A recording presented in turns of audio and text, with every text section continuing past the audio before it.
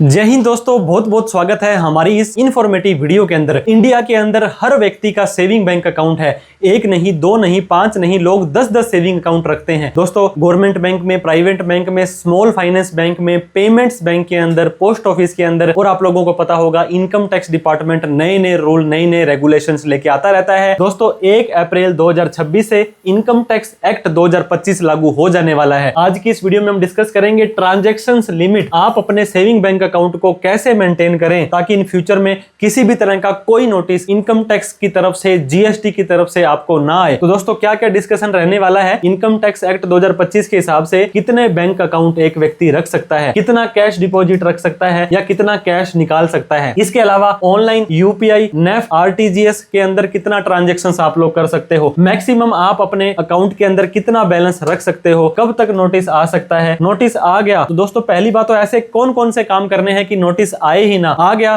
तो उस नोटिस से आपको कैसे बचना है, कैसे रिप्लाई देना है। नोटिस का मतलब दोस्तों सूचना होती है, ना कि कोई आपको फांसी की सजा सुनाई जाती है। तो आपको घबराना नहीं होता है। आप लोगों को बताया जाता है कि आपसे ये सूचना मांगी जा रही है तो आप सूचना दे दीजिए, कोई दिक्कत नहीं है। 1 अप्रैल 2026 से दोस्तों नया साल स्टार्ट हो जाएगा। ये फाइनेंशियल ईयर 26-27 होगा और इसे टैक्स ईयर भी 26-27 बोलेंगे। तो सारी की सारी लिमिट्स हमें चेक करनी है, वो टैक्स ईयर के हिसाब से चेक करनी है। जो भी नोटिस वगैरह आता है टैक्स ईयर के हिसाब से आता है और इनकम टैक्स एक्ट 2025 1 अप्रैल 2026 से लागू हो जाएगा। मान लीजिए दोस्तों 31/3/26 वाले साल में कोई भी लेन देन किया वो आपके अलग साल में चला जाएगा। 31/3/27 वाले साल में जो भी लेन देन किया अलग आ जाएगा। तो हर एक साल की अलग लिमिट आप लोगों को दी गई है। आप अगर इन लिमिट्स का ध्यान रखेंगे तो इन फ्यूचर में प्रॉब्लम नहीं आएगी। पहला सवाल, एक व्यक्ति कितने बैंक अकाउंट रख सकता है। दोस्तों, how many bank accounts can be open. तो मैं सिंपली बता दूं, कोई लिमिट डिफाइन नहीं कर रखी है। इनकम टैक्स वाले नहीं बोलते हैं कि कितने अकाउंट रखो। उन्हें क्या मतलब है दोस्तों, आपका एक अकाउंट हो, आपके 10 अकाउंट हो, इन सभी के अंदर जितना भी आपको इंटरेस्ट आ रहा है, ब्याज आ रहा है, वो आपके AIS और TIS का एक फोरम होता है इनकम टैक्स के पोर्टल पर। उसे कैसे चेक करना है, इस पे हमारी डिटेल में वीडियो बनी हुई है, वहां पे शो कर जाएगा। तो उन्हें तो बताने की जरूरत ही नहीं है। ना RBI बोलती है,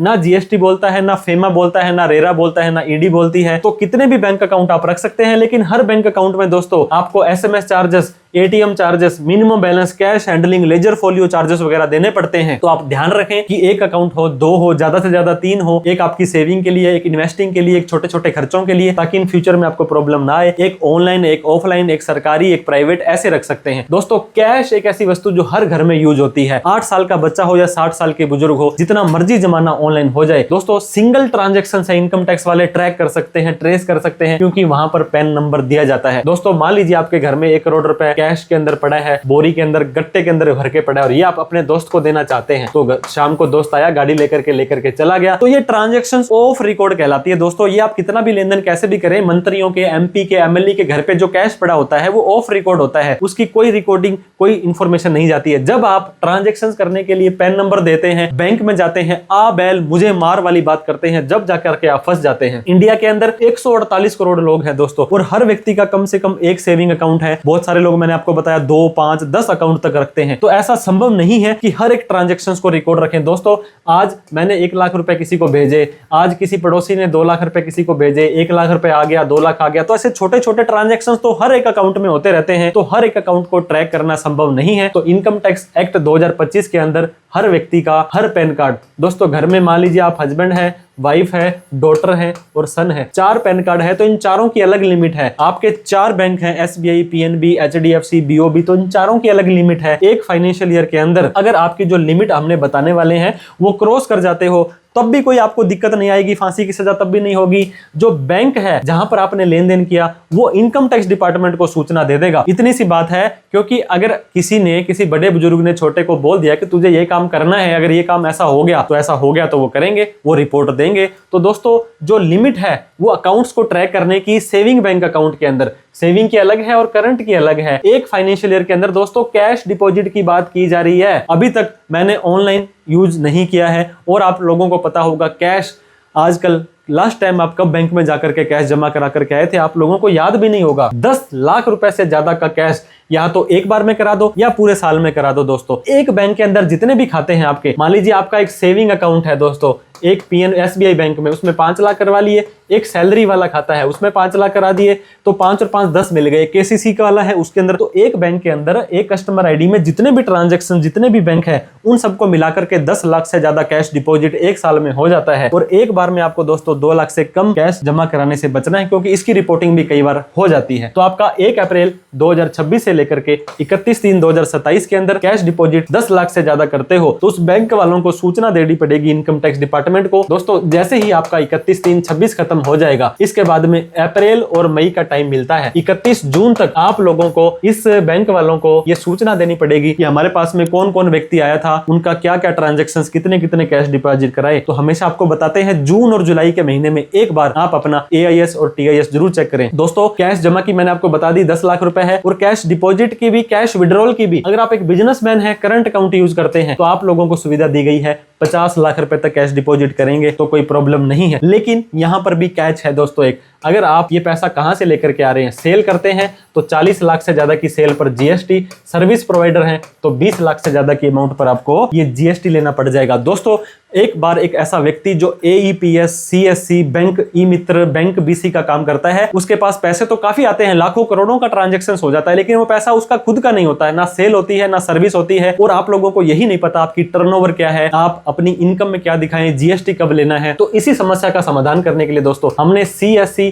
बैंक BC, AEPS के लिए एक बहुत ही बेहतरीन, प्यारा सा, सुंदर सा कोर्स लॉन्च किया है, जो जितने रुपए में आप अपनी ITR भरवाएंगे किसी से, उससे कम रेट के अंदर आपकी ITR आप खुद भर सकते हैं। आप जाकर के दोस्तों इस कोर्स को प्लीज चेकआउट करें। प्ले स्टोर पर CA सुमित शर्मा ऐप जाएगी, CA-sumitSharma.com पर जाएं, या डिस्क्रिप्शन में हमने लिंक दे रखा है, उसमें जाकर के हमारे कोर्स को जरूर चेक करें। तो दोस्तों करंट अकाउंट में ये 50 लाख है, लेकिन उसे भी आपने प्रॉपर ट्रांजैक्शंस को हर सिस्टम से दिखाना है। और कैश विड्रॉल की बात करें दोस्तों, सेविंग बैंक अकाउंट में 10 लाख से ज्यादा, करंट अकाउंट में 50 लाख से ज्यादा का कैश निकाल लेते हो या जमा कर लेते हो, दोनों की दोनों सूचना इनकम टैक्स डिपार्टमेंट को जाने वाली है। इस चीज का आपको ध्यान देना है। तो दोस्तों कैश डिपॉजिट आपने करवा लिया 10 लाख से ज्यादा का, या निकाल लिया, या करंट में 50 से ज्यादा का कर दिया, तो आपको क्या अब नोटिस आएगा? इसका ये मतलब नहीं है कि आपको नोटिस आएगा, सिर्फ दोस्तों सूचना चली जाएगी इनकम टैक्स डिपार्टमेंट वालों के पास।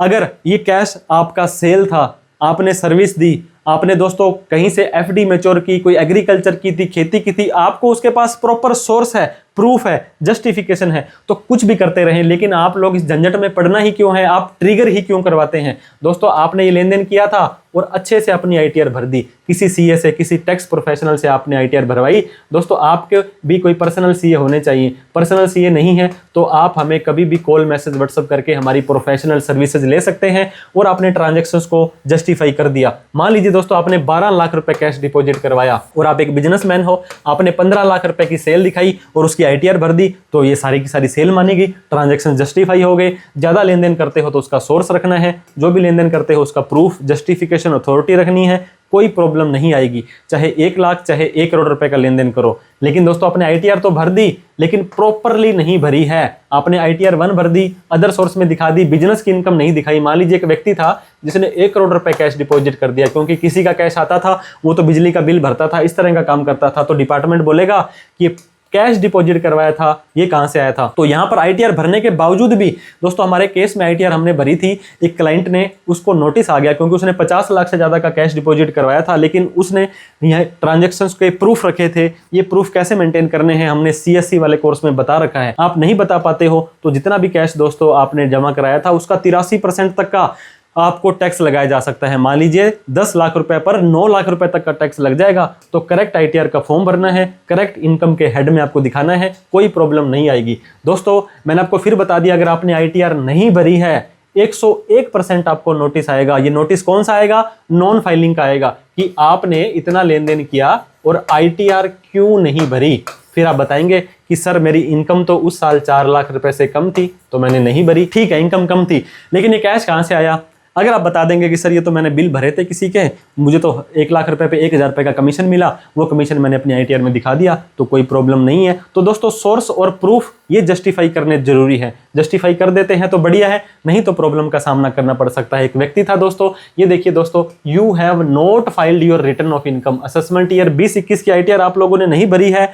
ये बोलता है cash deposit in bank account. ये देखिए दोस्तों, इस व्यक्ति ने कैश डिपॉजिट कराया था और यहाँ पे उस बैंक का नाम भी आ गया है। तो कहने का मतलब आपको ये नोटिस का मैंने एक एग्जांपल दिया है दोस्तों। ये देखिए यहाँ पे देखिए, deposit cash of ₹10 lakh or more in saving account, deposit in cash aggregating ₹2 lakh से ज्यादा का। तो इस तरह से आप लोगों को भी एक सर्टेन लिमिट से ज्यादा का क्रॉस नहीं करना है। कर लिया है तो उसका रिकॉर्ड रखें, प्रॉपर ITR भरें, कोई प्रॉब्लम नहीं आएगी। सर मैं तो UPI करता हूं, मैं तो ऑनलाइन करता ही नहीं हूं, मैं तो कैश करता ही नहीं हूं, मैं तो सिर्फ सारे के सारे ट्रांजैक्शंस ऑनलाइन करते हैं। आज की तारीख में दोस्तों सिर्फ कैश की रिपोर्टिंग वो बैंक वाले इनकम टैक्स को देते हैं। अब मान लीजिए आपका जो 50% तक यूज होता है वो फोन पे होता है, गूगल पे होता है, भीम पे होता है। यहाँ पर आप ऑनलाइन करें, नेफ्ट करें, UPI करें, RTGS करें, ये सूचना बैंक वाले, UPI ऐप वाले इनकम टैक्स डिपार्टमेंट को नहीं देते हैं। लेकिन इसका ये मतलब नहीं है कि आप कुछ भी लेन देन करते रहें। दोस्तों मान लीजिए आपने UPI से अपने अकाउंट में 50 लाख रुपए ले लिए, तो इसकी सूचना तो इनकम टैक्स में नहीं जाएगी। लेकिन किसी और कारण से आपका कैश सेलेक्ट होता है, मान लीजिए 50 लाख ये और 11 लाख रुपए आपने कैश जमा करा दिए, अब आपसे 61 लाख रुपए का हिसाब पूछा जाएगा, सिर्फ कैश का नहीं पूछा जाएगा। तो इस चीज का ध्यान दें कि अभी तक ये रिपोर्टेबल ट्रांजैक्शंस नहीं है, लेकिन आपका केस अगर सेलेक्ट हो जाता है फिर आपसे सारी की सारी अमाउंट का पूछा जाएगा, आपसे एक एक एंट्री का सवाल पूछा जाएगा। तो दोस्तों online NEFT, RTGS, net banking अभी रिपोर्टेबल नहीं है। पेन 2.0 आ रहा है दोस्तों, इसके बाद में AIS, TIS में खतरनाक अपडेट हो रहे हैं। इनकम टैक्स डिपार्टमेंट एक सेक्शन होता है 133(6), इसके अंदर कभी भी कोई भी एक नोटिस इन्होंने एक मेल डालनी है फोन पे वालों को और बोलना है कि आपके पास में इस लिमिट से ज्यादा के जो जो क्रेडिट हुए हैं उन सब की डिटेल दीजिए। और फोन पे पर तो आपने वैसे ही KYC करवा रखी है, पैन आधार दे रखा है, तो आपको थोड़ा सा बचाव करके रखना है। तमिलनाडु वालों ने दोस्तों नोटिस भेजे थे, कर्नाटका वालों ने 13,000 लोगों को, GST वालों को, छोटे दुकानदारों को, उनको नोटिस भेजे थे कि आप UPI से क्यों पैसा ले रहे हो। तो सर आप तो बता रहे हो कि UPI रिपोर्टेबल नहीं है और यहाँ पे UPI के नोटिस आ रहे हैं। इस नोटिस का भी मैं आपको एग्जाम्पल दिखाना चाहूंगा दोस्तों। एक क्लाइंट को ये देखिए समन आया था, summon to appear in person and produce document, सूचना लेकर के आओ। ये गुड्स एंड सर्विस टैक्स के लिए था। ये बोलता है where as based on the report received from Razorpay और फोन पे। अब ये फोन पे तो सर UPI है। एक व्यक्ति ने फोन पे से, ये देखिए 23-24 के अंदर, इससे पहले भी 21-22, 22-23, 23-24, पिछले 3 साल तक जा सकते हैं, तो ये 6 साल तक भी जा सकते हैं। 40 लाख रुपए आपने लिए थे और आपने एनालाइज किया कि आप रजिस्टर्ड ही नहीं हो GST के अंदर। तो दोस्तों एक क्लिक पर सारा का सारा डाटा मांगा जा सकता है। अगर आपके पास प्रूफ है, अगर आपके पास सोर्स है, जस्टिफिकेशन है, तो कोई प्रॉब्लम आपको नहीं आएगी। दोस्तों इनकम टैक्स एक्ट 2025 के हिसाब से आप लोग अपनी ITR खुद कैसे भर सकते हैं, इसके ऊपर हमने एक प्यारा सा सुंदर सा कोर्स आप लोगों के लिए बनाया है, जिसमें 80 से 100 लेक्चर हैं, छोटे छोटे लेक्चर हैं, लेकिन आपको हर एक टॉपिक के ऊपर विस्तार से बताया गया है कि ये टॉपिक ऐसे काम करेगा। जितने रुपए में आप अपनी ITR भराएंगे उससे कम में आप अपनी खुद की अड़ोस में, पड़ोस में, घर में, रिश्तेदारी में ITR भर लेंगे और साथ में ही दोस्तों आपकी नॉलेज में भी इजाफा हो जाएगा। तो आप CASumitSharma.com पर जाएं या CA Sumit Sharma app download करें या डिस्क्रिप्शन में हमने लिंक दे रखा है, वहां से जरूर परचेज कर लें दोस्तों। अब GST की बात कर लेते हैं। एक व्यक्ति था, आपको मैंने बता दिया, ये जो नोटिस आपको आया है 40,11,000 पर ही आया है। अगर ये व्यक्ति आप पहले चेक कर लेता और 39 लाख रुपए तक की लिमिट रख लेता तो कोई नोटिस आता नहीं आता। तो आप लोगों को इन छोटी छोटी लिमिट्स का ध्यान रखना होता है दोस्तों। अगली जो लिमिट है ये GST में, अगर आप कोई माल बेचते हो, सेल करते हो तो 40 लाख, सर्विस देते हो तो 20 लाख, सेल और सर्विस दोनों देते हो तो 20 लाख रुपए है। इससे ज्यादा हो जाती है, इनकम टैक्स डिपार्टमेंट तो बाद में पीछे आएगा दोस्तों, GST वाले अपने पहले पीछे पड़ जाएंगे। और आपने GST नंबर मान लीजिए ले रखा है, कैश का बिल काटते हो दोस्तों, कैश में सेल करते हो, तो एक बिल, एक व्यक्ति, एक ट्रांजैक्शन एक दिन में 2 लाख से ज्यादा का नहीं काटना है, क्योंकि ये कैश लेने वाले पर पेनल्टी लग सकती है। सर मैं अपने बैंक अकाउंट में कितना बैलेंस रख सकता हूं? सेम इनकम टैक्स में, GST में, RBI में कोई लिमिट डिफाइन नहीं है। जितना भी बैलेंस है वो आपका जस्टिफाई होना चाहिए दोस्तों। आप मान लीजिए पिछले 5 सालों से 5-5 लाख रुपए की रिटर्न भर रहे हैं और आपके खाते में 25 लाख रुपए पड़ा है, तो आप ये बता सकते हैं ना कि सर मेरा 1 नंबर का पैसा है।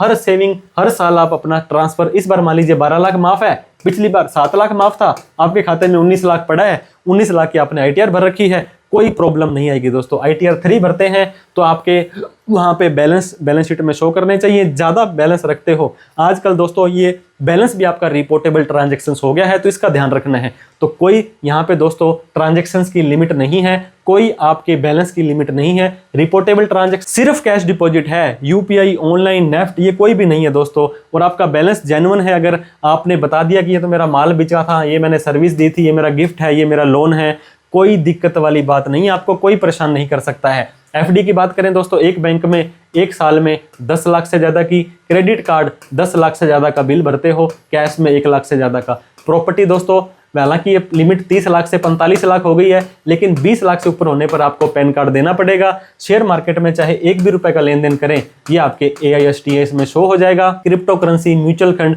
ये सारे के सारे लेन देन। तो मेरा कहने का मतलब ये है दोस्तों, जितना भी लेन देन करें, आपका खाता है, आपको पूरा का पूरा अधिकार दिया गया है।